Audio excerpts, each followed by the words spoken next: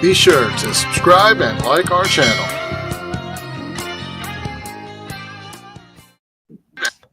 Welcome. This is Deeper Down the Rabbit Hole, Queen City Curio video cast, and today we got some goodies with y'all. However, before we start, this weekend we have our money draw ritual, and then we have a few other workshops as usual. So next weekend we do possibly have a workshop, but it is Father's Day, so we might reschedule that to another Sunday, or it'll be on the Saturday, and that'll be Herbs for Magic on a workshop, and then we hit into the summer solstice ritual and potluck the weekend after. And we have a whole bunch of other workshops like the Lucky Numbers and Angels number workshop. And then finally in July, we get to work with Stephanie Colony. So that's where we start going through the 72 Goetia and 72 Semaphoraths, or Rish, depending how you pronounce it. So that's a 3-year commitment while we still have those basic workshops. So if you want to come in live and watch these types of interviews we do every Saturday, it'll be at 607 Gerard Street East, Unit 401, 402. We put it on the big screen for a live audience. And then you all get to ask questions to our interviewee slash the authors we bring on to have conversations with. So always know that you can pop in live 6 p.m. Eastern Standard Time, and you can always have those questions if you want to be a live audience. So today we have brought on Lama Michael Crowley, and he met a Tibetan Lama, Lama Radhachan Rinpoche, in London when he was at 18 years old. He became a Lama Chime, a first student, and has continued to stay with him to the present day. He took refuge and the 5 Panso vows on May 1st, 1970, and after much stay and meditation, was ordained as a Lama on January 1st, 1988. He is the founder of the Amrita Dzong. Amrita Dzong. Yep. An American extension of his teacher's group, and a member of the advisory board of the National Psychedelic Sangha. The author of The Secret Drugs of Buddhism. He lives in Northern California. Welcome to the show, Lama Mike. Thank you. And it's a pleasure to be here. So what inspired you to write your book, which we're talking about today, which is, I'm going to pop it up on the screen, right? Psychedelic Buddhism. So what inspired you to write this book? Well, basically, it was the large number of people who read my first book. Excuse me. There's a small dog making a large noise very close here. After I wrote and published my first book, Secret Drugs of Buddhism, they wrote to me and asked, well, how do we practice this psychedelic Buddhism that you speak of? And the second book is an attempt to answer their questions. Yeah, well, there you go. I know when Andrieh and I were looking at your book, unfortunately, Andrieh is unable to join us this week because he has obligations. He had to pick it up last minute. He'll be back with us next weekend. Everyone listening live right now. However, we were looking at this and saying, well, how does, you do write a lot of prerequisites to drug use, right? I think that is a very important thing, where you didn't just say, here it is, but you actually talked about the prerequisites, which Andrieh and I were like, yeah, this is important. This is important. Right. Mm-hmm. So with that, one of the key things was, could you discuss more about the escapism aspects of drugs versus looking at the core roots of the unhappiness? Because in the book you did mention, don't just do this just to do it. You might have to do some reflections and other things. Right. It's important to remember that the taking of drugs, specifically of psychedelic drugs, has a purpose. At least in terms of my book, there is a purpose, which is to gain enlightenment. And this is not always the easiest thing to do. You can't just pop a pill and expect it to enlighten you. You actually have to be able to navigate the space provided for you by the drug.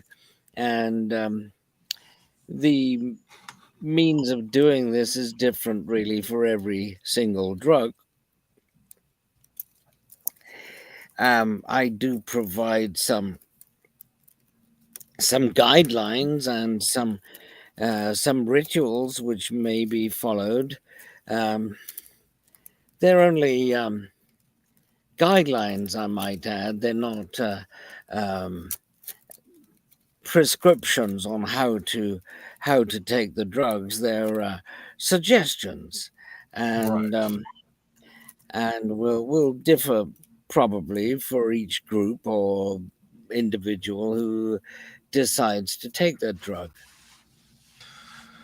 Right. So the reflection of the state while you're taking it was one of the key things you were emphasizing, at least in the beginning. So what would you recommend? Because, if someone's just starting to get into chemognosis and using this from a spiritual practice, Uh-huh. how would you recommend people start to analyze what's happening with them before they even get into working with the drug? Well, first of all, before they start taking it, I would recommend that they spend some time um, getting to know their own mind with meditation, particularly shamatha meditation and vipassana meditation. These are the two classes of meditations as it is understood by Buddhism. Shamatha is translated as tranquility. It's calming the mind, being able to sit down and allow the mind to settle and to just be um, aware. And if the mind drifts off, you let it drift and go back to what you were doing, which is sitting and um, observing your surroundings and your situation. The the second one is a little more difficult. The vipassana or insight meditation involves fully contemplating several different questions. And these are sometimes questions which learning meditators will just brush off and say, oh, yeah, I know the answer to that question. But it really requires you to sit with the question um, and ask it fully and um, with an open mind. Um, they're not difficult questions in the way that they're phrased, but they're difficult to address properly, to analyze fully. There are things like, where is the mind? This is something we don't normally consider. It's just there. But we will say, is it in your body? Is it outside of your body? Is it neither inside nor outside? So, where exactly is it? And there are classically 14 of the questions which are like this, which have to be addressed in Vipassana meditation. Right. So those reflections are pretty hardcore already. Like Vipassana, I mean, I understand how that is, especially when they start getting to the things of, say, non-speech, and you actually just need to be with yourself. That whole Hmm. process is extremely, for lack of a better term, I'll say purifying, because you have to analyze multiple things. So having those reflective tools takes a little bit of time before we even talk about using drugs to assist the purpose of any spiritual development. So this is where you have that as a prerequisite. Is there any other prerequisites you would recommend for someone coming into this? Um, it's difficult to say. We, as Buddhists, for instance, don't believe in God, but it's not a it's not something which will stand in the way of your investigating a mind. In fact, there are even um, committed Christians, priests, and so on, who have taken up Buddhist practices because they find that it helps with their spiritual awareness. Um, but the fact remains that Buddhists generally are atheists. There was a teacher in the early days of Buddhism in the West who came to the United States. His name was Chögyam Trungpa, and he found that Americans in particular were highly resistant to this term atheist. So he decided to just sidestep it a little, and he called it non-theism, which, if you think about it, means exactly the same as atheism. So he just said, we're non-theists. We don't um, dwell on the subject of a deity at all. But if you believe in God, it doesn't really matter, because that um, kind of belief will eventually fall away. Buddhism is about being right here, right now, and it's it's not about praying to some entity who may exist in another realm or dimension somewhere. Right. So, So go ahead. so what is really required of you is, rather than a fixed belief in something, is to have um, basically um, a fluid belief, something that uh, shifts moment by moment, perhaps, and to to basically believe in yourself right now, right here, where you are sitting right now, and that's about all.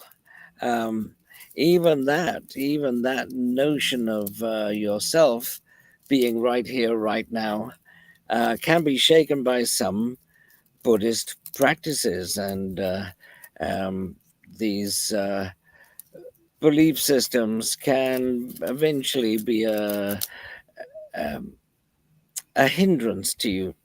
And so it's best if you believe in nothing at all. And that is to say, not to be an atheist fundamentalist who says, I believe in nothing at all. It's just that um, your belief in anything is capable of being changed at a moment's notice. Absolutely. So really emphasizing that emptiness aspect of Buddhism more so, even though we don't Yes, think it's to be the yes. game of illusions, right? With one. Uh-huh, uh-huh, very much. So in your experience, I mean, every drug is going to have a different experience on the mappings of Hmm. things. Is there a we'll break this into a two-part question. Are there what natural drug would be a good first point for people if they have no experience whatsoever?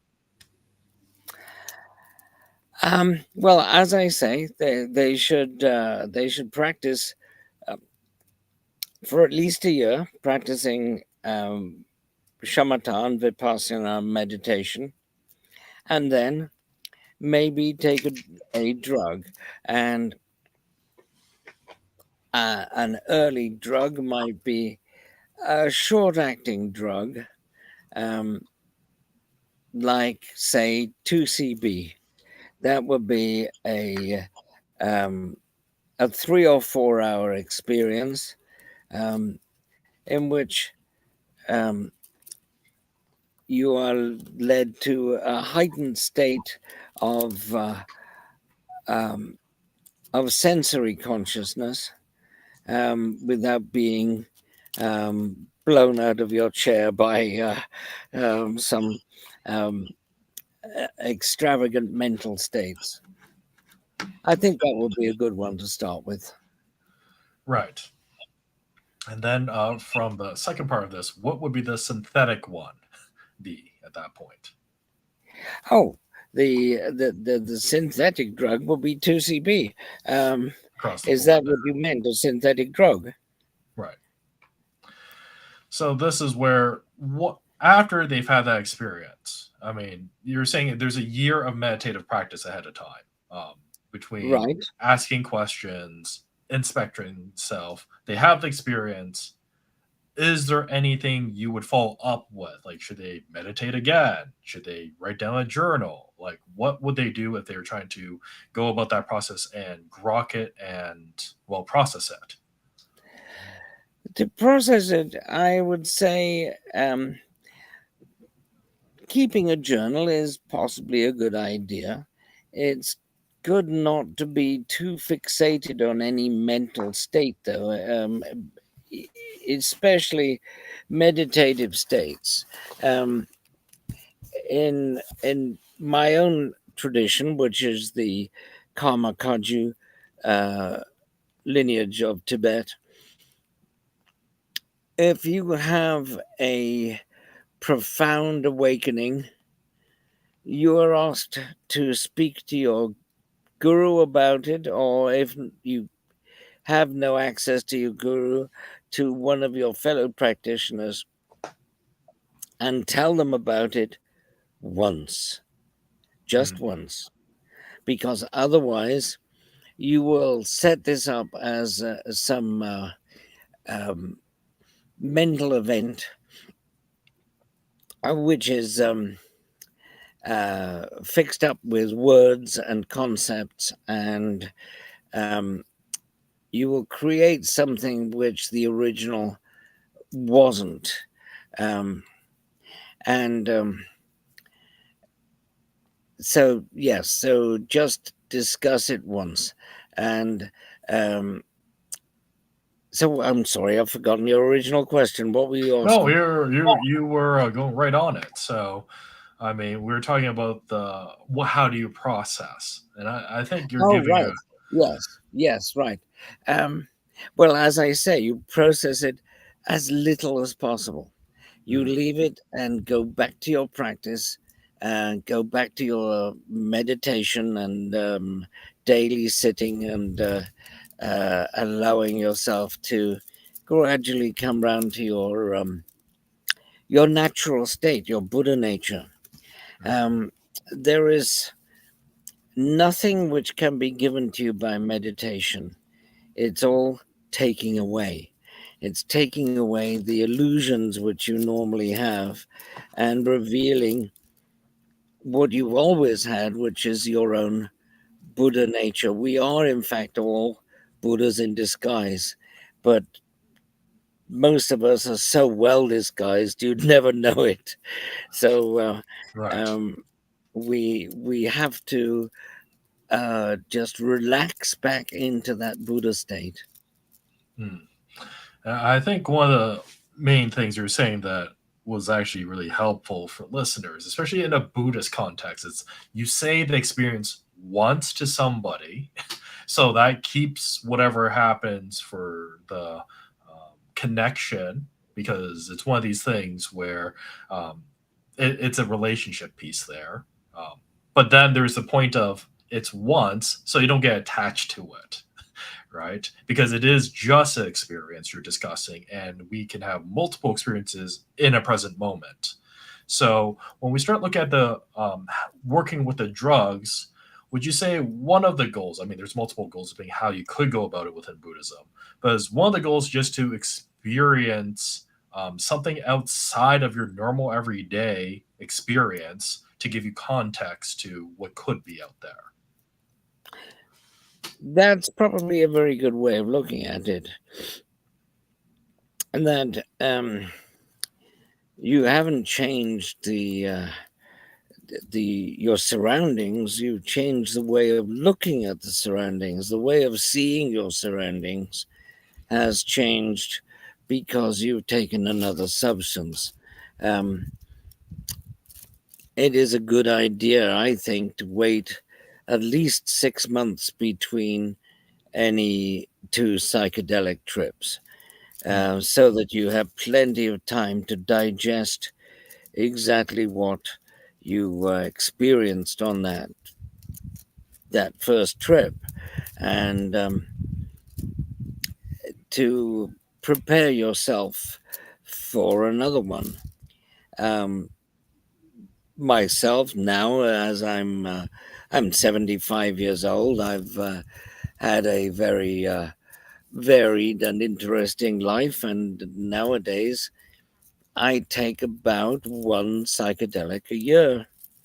Um, and I make sure that I do take a psychedelic every year so that I maintain that immediacy of my contact with the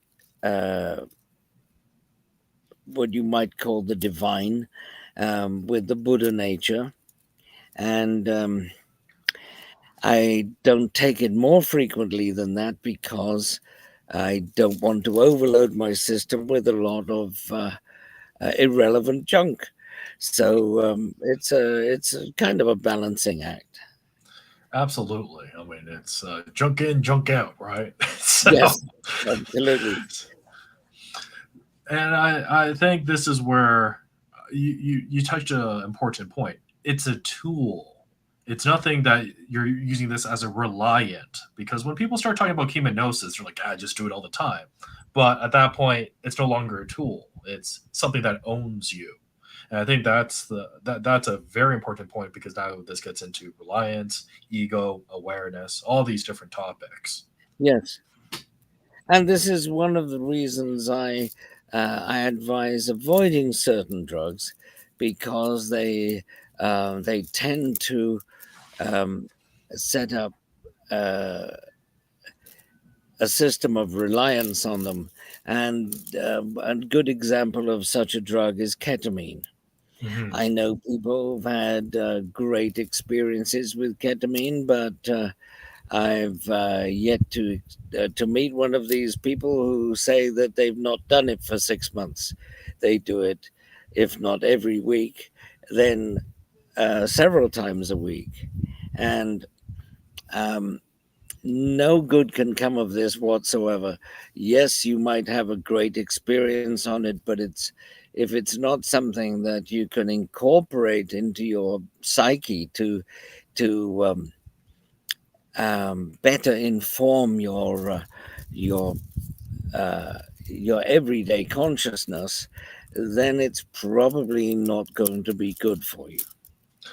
Well, right, because I mean, if we even look at it from a Buddhist perspective of the 10 realms, I mean, at that point, they're either going to be stuck, possibly a hungry ghost, possibly on the Ashura, or possibly on the God level of like, well, you never transcended this particular level within yourself, right? Because you're Yeah, using a drug to assist you. unfortunately, there are several people who've taken psychedelic drugs and says that they come back saying, I've discovered that I am an enlightened person and all of you should bow down and worship me.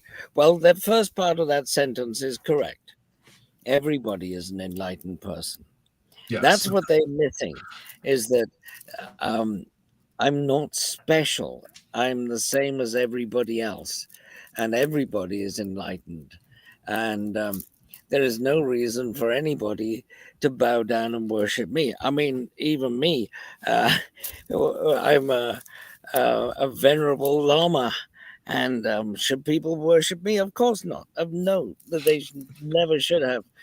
Um, that they should be looking for their own enlightenment, and seeking any tips I can give them, certainly, but um, don't rely on other people, even lamas, even Buddhas. You should not rely on them, but rely on your own inner nature and your inner feelings.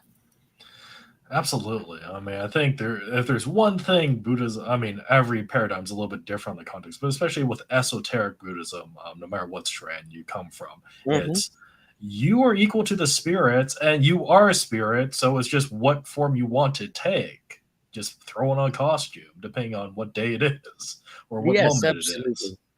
Yes.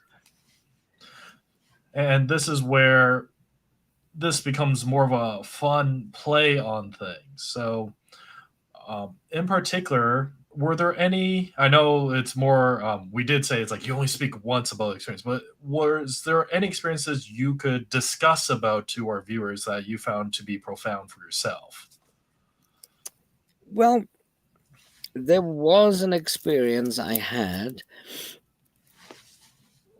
Um, it was 1970, and it was, I think, it was June 1970. And I had only recently, in May, become an upasaka, a member of the Kaju lineage. And I had acquired a third of a tablet, just one third of a tablet. I'd spread it with two friends, and it was called Orange Sunshine, which is something which is attempted to be replicated several times. And if you you were offered a tab of LSD and told that it's orange sunshine, it probably isn't, because they were tablets. Orange sunshine was something made by Nick Sand and Tim Scully on behalf of um, the what was it called? The Fellowship of Universal Love or something like that. I can't remember the name of it now, but anyway, they made magnificent LSD. I took a third of a tablet and hoping that it would keep me awake during my um, experience with hashish tincture, which was still available on the open market in Great Britain. You could buy a bottle of a cannabis tincture, or if you had a prescription, you could buy it for 5 pence, which is about, I don't know, about 7 cents, I think. And so I drank a teaspoon of the tincture, and I took the third of a tablet. What I didn't know was each tablet. I met and befriended Nick Scully much later, and he said that I asked him what was the substance in the tablets actually LAD, as was told in court. And he said, "Oh no, it was LSD, all right, but it just happened to be so much stronger than most of the tablets around at the time." And in fact, he said that each tablet was about 350 micrograms. Well, this meant that what I had taken was at least twice as strong as most LSD tablets or tabs today. And this, together with a teaspoon of the cannabis tincture, put me in a very elevated state, let us say. I was listening to Bach on the record player, and I closed my eyes, and lo and behold, saw a vast array of crystal spheres. Each crystal sphere was reflecting every other crystal sphere. In fact, it was not just reflecting it, it was the reflection of every other crystal sphere. And I sat in rapt contemplation of this for, I think, at least half an hour. And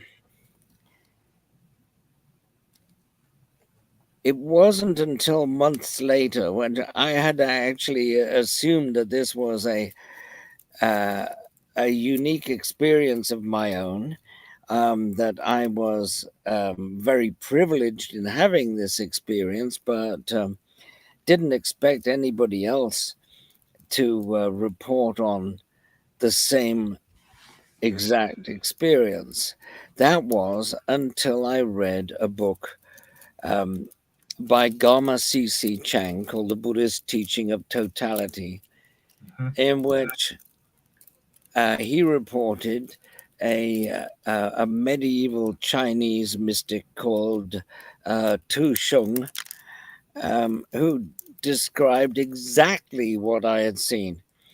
And except that I had seen it also in terms of the wave particle duality, which is described in quantum physics.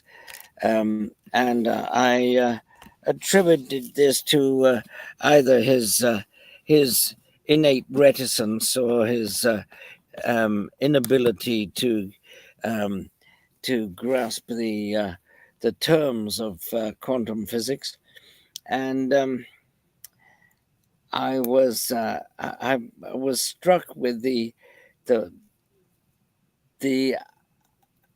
parallels between my experience and the experience which he described. And he described it as an experience of Indra's net. Mm-hmm.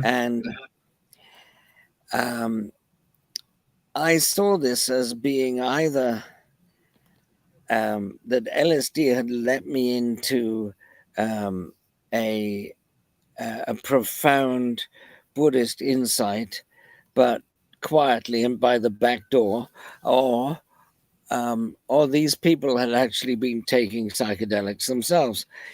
Now, either way, it gave me encouragement that doing psychedelics and pursuing meditation at the same time was the preferred way to go. So I continued to meditate, and occasionally I did LSD and combined it frequently with cannabis tincture, but never once, never in my entire life have I had that experience again of seeing the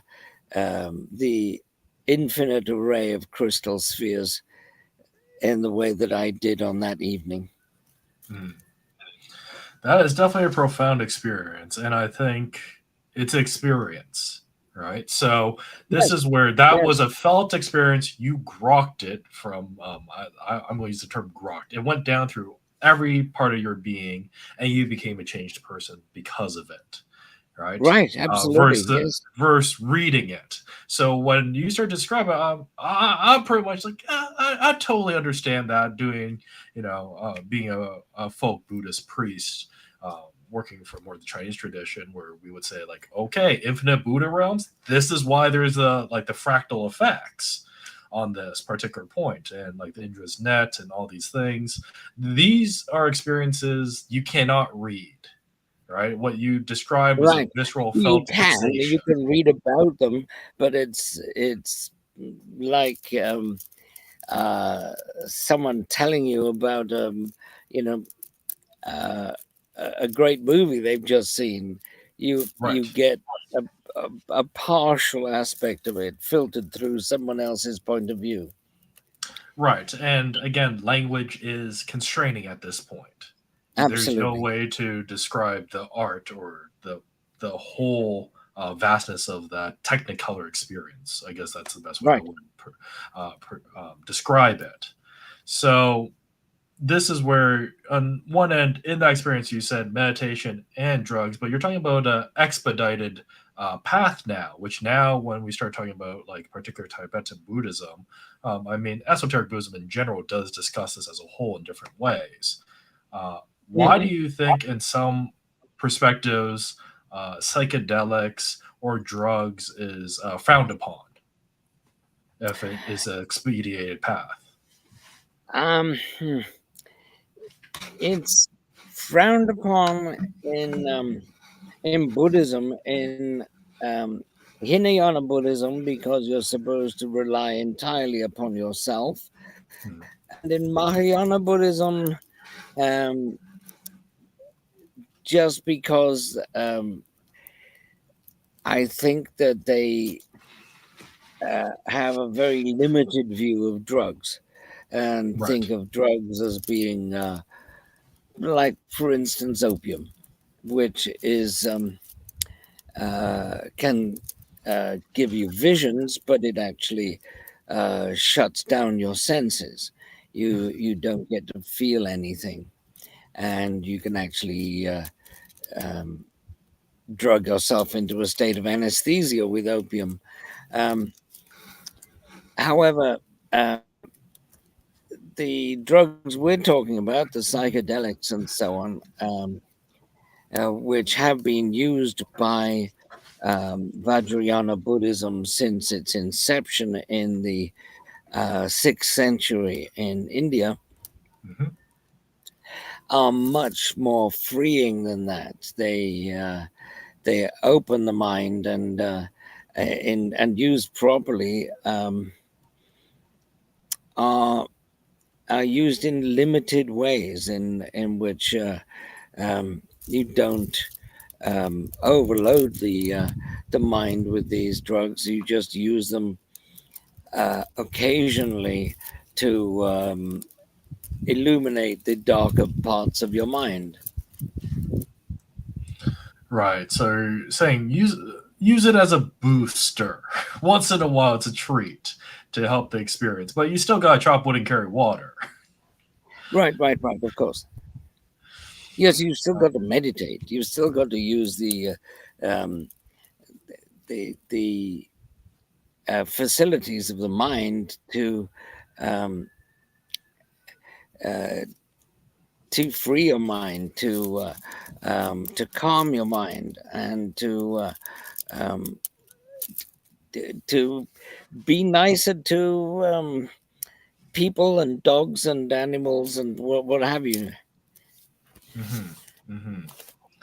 So there is a question in the chat room asking, is there any incompatibilities with certain drugs to Buddhism? Um, for Well, example, there is ayahuasca. So, ayahuasca is kind of um, a borderline case in that um, it can open the mind up to great um, vistas, if you like, to give you a chance to see things which you wouldn't normally see. But at the same time, it shuts the body down and makes it very difficult to stand up, walk outside, and have you know um, a normal experience with uh, urinating on a tree. You can't do that in at least when you start taking ayahuasca. This is my experience. And so ayahuasca is questionable. There are other drugs which are completely out of it, like ketamine, for instance, and other drugs of that kind, PCP, and um, uh, other substances which will give you blissful experiences, but without um, the consciousness to go with it. mm, Um, I make a list in my book of beneficial and non-beneficial drugs. So if you're really interested, you should check out my book, Psychedelic Buddhism, and it will give you a rough idea of what to look for in a drug. Right. So this is where that kind of leads up into another question. I mean, you're talking about certain psychedelics, you're talking about certain drugs, and now let's get into more. I guess you'd say you cover in the book the mundane side of things, like you should do testing and all the safeties, like the basic safeties. But let's talk about the magical side. How are you working with the drugs? Are you doing prayers with them to a particular Buddha? Are you working with the drugs as a spirit? Are you just taking the drug as it is as an energy? What goes through your brain or process there? Well, it's basically up to you. You can do all of these things if you like, or none of them. Um, the, uh, the the basic thing is that you should take the drug and take it in the best possible circumstances. I've suggested taking the drugs in nature, perhaps going for a walk in nature um, while you're on the drug, and it's also a good idea to use a Buddhist rosary, a mala, to recite mantras while you do it. Because if you do that, nobody is going to bother you. Nobody is going to strike up a conversation with you because they can see that you're occupied saying mantras. So, at least that's my advice for taking drugs in probably in nature. As you can see, I'm pretty much in nature now. I'm in the in on my farm, which is in the middle of the Shasta Trinity National Forest. I have 20 acres here, and basically all the properties around me are empty. So I have a much larger um, surroundings than actually the 20 acres would suggest. Absolutely. I mean, that's a pretty sweet deal. So, have you found that, like, when you're doing the mantra work with the Buddhist spirits, are there particular ones that are kind of like, "Hey, what you doing here?" Or are they all generally pretty much like it's all good, depending on the personality? I have actually experienced um, entities which have said, "Hey, what do you think you're doing?" And um, I one time was when I was in Pinnacles National Monument in California, and I I believe I answered myself appropriately. I commented mentally to this um, question of what I thought I was doing by saying, "I am one with the universe. I'm um, I'm no different from these rocks and that tree, and you, in fact, yourself. So, what's your objection?" And the challenging voice dwindled away and disappeared. So I figure I had that one sorted out, but Right. it's not a very common occurrence. Um, no. Awesome. Awesome. So, is there any last minute tips you like to give our viewers on how to proceed with these experiences of psychedelics and Buddhism, um, things like that? Um, I would say, um, first of all, first thing, you should acquaint yourself with meditation. learn